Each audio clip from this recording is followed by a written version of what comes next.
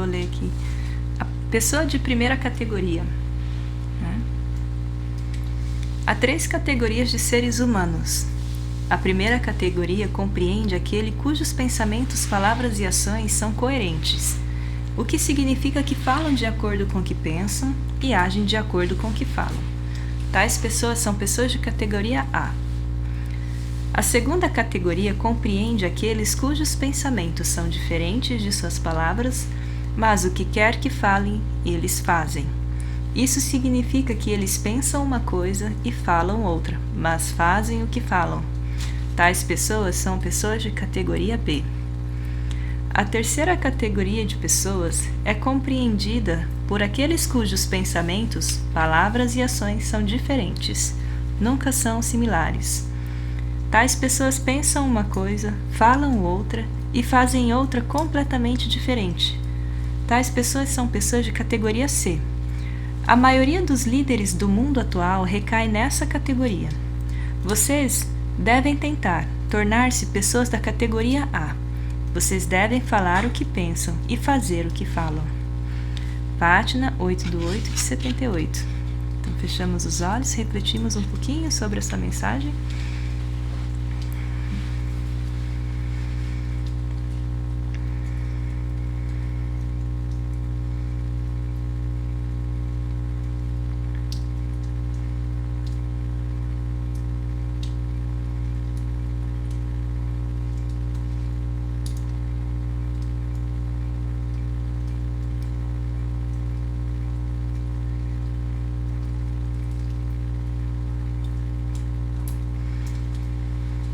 Namaskar.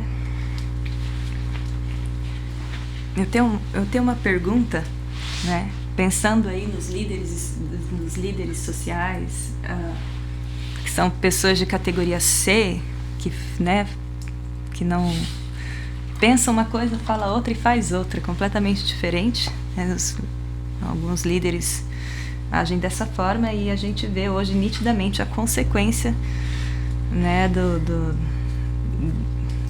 da exploração que acontece, né, pelos líderes, principalmente capitalistas. E se eu perguntar para vocês se hoje, por exemplo, nessa meditação de agora, vocês tivessem alcançado o estado de iluminação, e entendessem que esses líderes são grandes corruptos e exploradores, o que você faria? Se você alcançasse agora o estado de iluminação e tivesse superpoderes na sua mão, nas suas mãos, o que poderíamos fazer com isso hoje, para mudar essa realidade? É uma pergunta difícil, talvez, não? É um pouco, né? Cadê o Thiago? Teve que sair, mas ele ia gostar de estar aqui. Enfim, ele assiste depois. É uma pergunta difícil, né? Primeiro que a gente tem que entender como que funciona o capitalismo e seu sistema de exploração, para a gente conseguir fazer alguma coisa. E aí eu trouxe um olhar para 3 esferas do capitalismo. Como que o capitalismo funciona na esfera física, como que ele funciona na esfera intelectual e como que ele age na esfera espiritual. Qual que é o sistema de exploração dele nesses 3 níveis? Porque nós sabemos, tudo existe o nível físico, né, o psíquico, mental e o espiritual. E a exploração da sociedade acontece também nesses 3 níveis dentro desse sistema capitalista. Então eu vou compartilhar a tela porque são algumas coisas bem pautadas, assim, sabe? Eu não quero perder nada e quero que vocês acompanhem bem direitinho. Não vai demorar muito, viu? Eu sei que o tempo de vocês é bem curtinho, né? Mas eu vou compartilhar aqui. Eu achei bastante interessante a gente refletir sobre isso, porque isso aqui pode inspirar mais ainda a gente a meditar, sabe? Né? Você só vai conseguir fazer alguma coisa na sociedade para mudar alguma realidade a partir do momento que tu tem uma força mental, uma força moral e uma força espiritual muito grande, para a gente conseguir fazer uma mudança social, né? E ajudar, de fato, todo mundo a se libertar de qualquer tipo de exploração. Então a gente tem que primeiro entender como funciona essa exploração. Então o capitalismo é em 3 esferas. nós temos aqui primeiro na esfera física. Como que acontece essa exploração na esfera física? O que ele faz? O dinheiro ele fica muito retido na mão de poucas pessoas. A riqueza material fica na mão de poucas e isso falta para a grande maioria. Então existe uma grande diferença social por causa disso. O dinheiro não está circulando como deveria, e isso tem as suas consequências. Então nós temos que fazer primeiro o dinheiro circular, chegar na mão de todos. Não pode ficar uma grande quantidade de riqueza nas mãos de poucas pessoas. Isso, quando o dinheiro começar a circular, a sociedade vai ficar mais vigorosa, ela vai conseguir atender melhor as suas necessidades básicas. Então essa é uma coisa importante. Então, quando a pessoa está com necessidades básicas que elas não estão sendo atendidas, tipo alimentação, moradia, saúde, educação, ela é uma pessoa fraca. Ela não, porque a mente dela está o tempo todo correndo atrás dessas coisas. Ela não consegue se desenvolver intelectualmente, ela não consegue desenvolver espiritualmente, até porque a mente dela, a energia dela está sendo colocada para buscar essa sobrevivência. E isso acontece porque o nosso sistema capitalista, ele é muito cruel, né? Ele é muito exploratório. São poucas pessoas que têm oportunidades, não são todas. Então, primeiro a gente tem que fazer o dinheiro circular, né? Essa mobilidade vai melhorar a condição de vida de todos, né? Aí, segundo o capitalismo na esfera intelectual, como que a gente resolve? O que acontece? Na esfera intelectual, sim, a gente tem uma classe elitista de intelectuais que às vezes eles ficam um pouco acomodados. E em vez dele se movimentar usando a sua intelectualidade a favor do bem-estar coletivo, não, eles simplesmente se acomodam naquela condição que eles estão, uma condição elitista, e isso é muito ruim. Isso é muito ruim porque vai gerar problemas na sociedade. Um grande número de pessoas não vão ter oportunidades, né, de serem alfabetizadas. A consciência socioeconômica dos indígenas também não vai ser priorizada para que eles desenvolvam essa consciência socioeconômica. E o capitalismo na esfera intelectual coloca também, como o conhecimento fica retido nas mãos de poucas pessoas, é embutido na mente coletiva, né, na grande massa, muitos complexos de inferioridade e medo. Que quando as pessoas têm medo e esse complexo de inferioridade, ela perde totalmente a sua força mental, a sua iniciativa por lutar por algo mais justo. Então o medo paralisa as pessoas. Então isso é uma coisa muito fácil de ser percebida hoje, acontecendo na realidade. Muitas pessoas com muito, muito medo, né? E aí o quarto lugar, o que acontece? Qual que é o problema que isso gera também? Que a grande maioria não vai conseguir se desenvolver intelectualmente e moralmente, né? A gente vai ser prejudicado. E o que vai... Essa grande massa que não tem essa racionalidade desenvolvida, eles vão ser pessoas que vão estar muito sujeitos a serem exploradas muito mais facilmente. Ou seja, o pensamento delas são muito lento, muito devagar. Elas não conseguem usar, né, da força do argumento para vencer qualquer tipo de tentativa exploratória. E aqui, como resultado, entra também o tipo de geossentimento e sociosentimento destrutivo. O que começa a acontecer? As pessoas começam quando fala de geossentimento, é quando você coloca para as pessoas um tipo assim, tipo, aqui é a minha pátria, sabe? Eu sou, por exemplo, brasileiro e não importa o mundo lá fora, tipo, fanático, sabe? Sou fanático pela minha nação e eu vou lutar pela minha nação e eu vou entrar em guerra por causa disso. E ela se identifica muito com o território, por isso que fala geossentimento.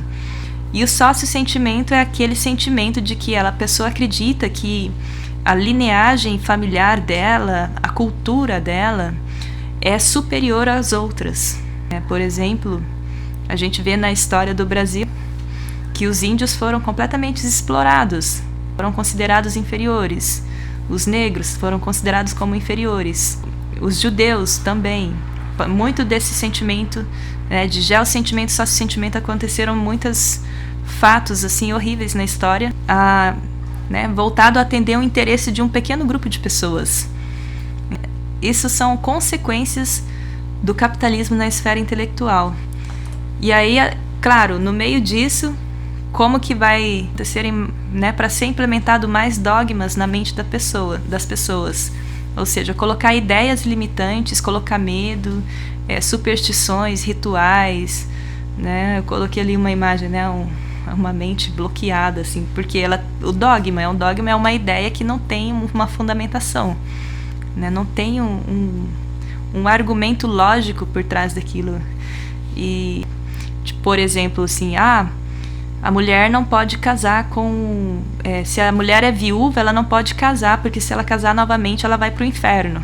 Isso é um dogma. É uma forma de explorar as mulheres também na sociedade. Se você for analisar, você encontra vários tipos de dogmas voltados a explorar a grande maioria. Isso é devido à inércia intelectual. As pessoas ficam com a mente um pouco limitada. E como que a gente poderia neutralizar isso? Para neutralizar essa ameaça, sentimentos populares poderosos terão que ser gerados imediatamente para a liberação do intelecto.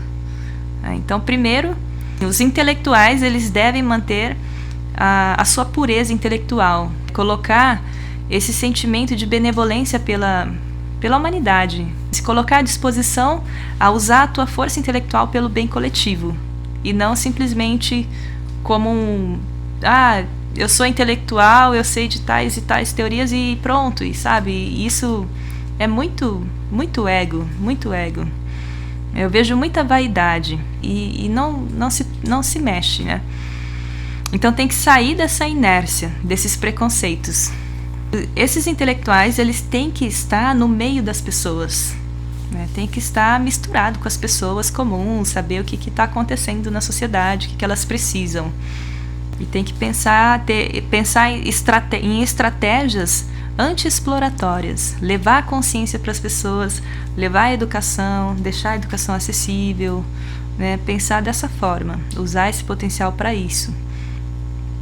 Quando a gente conseguir reunir pessoas morais com benevolência, preocupadas no bem-estar coletivo, nosso futuro ele vai ser completamente brilhante. E aí nós temos o capitalismo na esfera espiritual.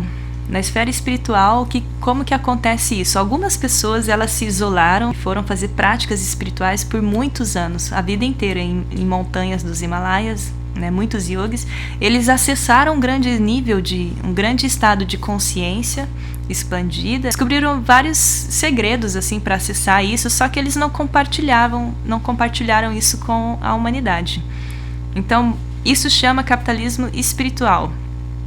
É quando a pessoa faz prática espiritual e o benefício que ela alcança, a evolução que ela alcança, ela não compartilha com o resto da humanidade, ela não mostra o caminho para a humanidade também evoluir. Ela guarda aquilo somente para ela.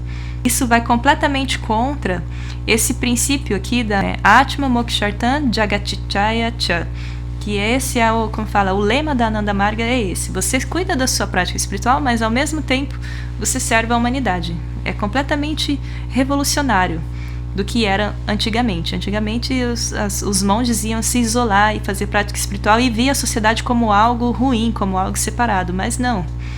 O Shri Shri Anandamurti mudou completamente isso, revolucionou falando, não, os praticantes espirituais têm que estar misturados com a sociedade. Exatamente porque a prática espiritual genuína é o direito de nascença de todas as pessoas, em todas as esferas da vida coletiva, econômica, política, social, etc. Uma visão científica e racional é essencial. A prática espiritual tem que ser livre de dogmas também. Tudo tem que ter um porquê, né? Uma explicação racional do porquê. Então, como que a gente consegue fazer toda essa movimentação no sentido de resolver esses problemas e mudar de padrão? A gente pode contar com a liderança Sadvipras. Sadvipras são líderes dotados de poder espiritual e a sua ideologia deve ser baseada na rocha sólida da espiritualidade. seja, esses líderes altamente qualificados são chamados de Sadivipras. Eles garantirão o progresso social em todos os países e em todas as idades. São pessoas que têm uma ética moral muito forte, seguem os princípios de Yama e Niyama, né, do yogi, princípios universais, são espiritualmente elevados, são muito disciplinados na sua sadhana, na sua prática, né, meditativa. Estou finalizando, sim. E são fortes fisicamente, né, e intelectualmente muito desenvolvidos também. Então eles têm todas as qualidades e eles são líderes que vão ser reconhecidos pela sociedade, pelo exemplo que eles são. E eles vão liderar indiretamente, eles simplesmente vão fortalecer as pessoas. Vão fortalecer as pessoas na sua sadhana, na sua prática espiritual, e simplesmente vai conduzir essas pessoas para que elas sejam pessoas éticas, para que elas pensem no bem-estar coletivo, e junto toda a sociedade vai se mobilizar. E esse Sadivipra, esse líder vai estar cuidando para que ninguém cometa nenhum tipo de exploração em nenhuma esfera da sociedade. E se cometer, ele vai simplesmente tirar aquela pessoa daquele cargo ou daquele local e substituir ela. Então são como guardiãs, né, do bem-estar coletivo, cuidando para que a sociedade se mova na direção do progresso físico, mental e espiritual. Esses são os Sadivipras. A existência dele é completamente voltada a isso. Acho que agora a gente tem uma visão de como que funciona a exploração dentro do capitalismo, e tem muito trabalho a ser feito, e o primeiro passo que nós podemos dar, primeiro, para você se tornar um Sadivipra desse, um líder espiritual desse nível, você precisa primeiro começar com a expansão da sua consciência, começar com o teu autoconhecimento primeiro, né? Se fortalecer, conhecer onde estão os seus limites, as suas falhas, melhorar isso. E ao mesmo tempo a energia que tu vai ganhando, essa consciência que tu vai ganhando, né, esse olhar amplo que tu vai ganhando, tu vai percebendo onde que você pode contribuir para o bem-estar da sociedade, dentro, né, da habilidade que você tem. Então o Shri Anandamurti, ele inspira muito para que todos nós... Eu fechei a tela já, mas eu podia voltar lá. Mas o Shri Anandamurti, que é o meu mestre espiritual, ele inspira muito para que cada um de nós nos tornemos Sadivipras. Todo mundo tem capacidade e potencial para se tornar um Sadivipra, um grande líder espiritual. E ele fala, os Sadivipras serão aquelas pessoas muito firmes na sua ética. Somente quando a gente é firme na ética é que nós conseguimos lutar contra a injustiça, né? Então você tem, só de você seguir yamas e niyamas, você meditar regularmente, o explorador, ele por mais que ele tente te atacar, ele não vai conseguir, porque a tua força é muito grande, o teu poder, né, mental é muito grande, você desarma, a tua presença é muito forte, os teus argumentos são muito fortes. Na verdade, a condição Sadivipra é o estágio, né, mais elevado que nós podemos alcançar, e deve ser a nossa meta, né, a gente se desenvolver fisicamente, mentalmente e espiritualmente, para ajudar todo mundo a alcançar, né, o bem-estar, a felicidade, e se tornarem autorrealizados também. Então é isso, gente. Gratidão pelo tempo de vocês, pela escuta. Eu acho que essa pequena encontro de terça, né, é um momento assim pra gente ir pensando sobre isso, se inspirando, e durante a semana vocês irem, né, colocando em prática a meditação e se cuidando, né, cuidando de vocês, porque quando a gente está forte, aí sim a gente consegue, né, ajudar o outro. Isso é muito bom. E eu tô aqui pra estar junto, né? Eu também tô junto na mesma luta. Então é muito bom a gente se reunir. Se alguém quer comentar alguma coisa, fica à vontade. Acho que eu falei bastante. Teve gente até que já saiu. Então, namaskar, gratidão. Agora, se iluminar, já sabe o que temos que fazer, né? Agora sim pode se iluminar. Porque se iluminar não sabe o que vai fazer, então realmente é melhor não se iluminar, né? Porque é muita responsabilidade que a gente tem. Quando você alcança um estágio de consciência expandida, você assume uma grande responsabilidade com a humanidade, com o universo inteiro. Tem que fazer trabalho, muito trabalho. Então acho que é por isso que esse processo de iluminação não chega tão fácil para qualquer um. A pessoa tem que se comprometer, com o bem-estar coletivo, com o serviço. Isso, revolução do amor. Isso. Então, muito bom, que bom ver vocês aqui.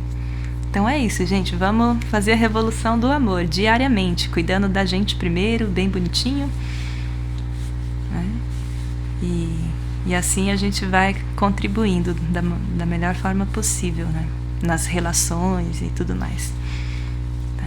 Então, gratidão, namaskar. Terça-feira que vem estamos aqui.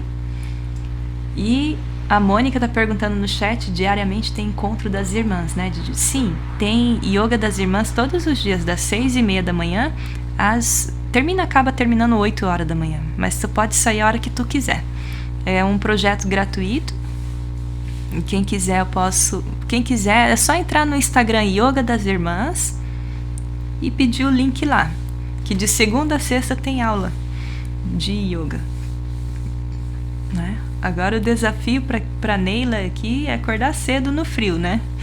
E sair debaixo da coberta. Porque andou fazendo 2 graus. Meu Deus, eu tô dormindo aqui na frente da lareira. Eu saio cedo, mas eu começo a trabalhar às 8. Sim. Fica corrido. Mas tô feliz de ver vocês aí. Vocês já são irmãs, olha que bonito. Elas são irmãs. Então, gente... confundi, né? A Neila. A Nilacir, é muito parecido o nome. A Nilacir com a Sônia são irmãs. Eu tô achando que a Neila mora aqui também.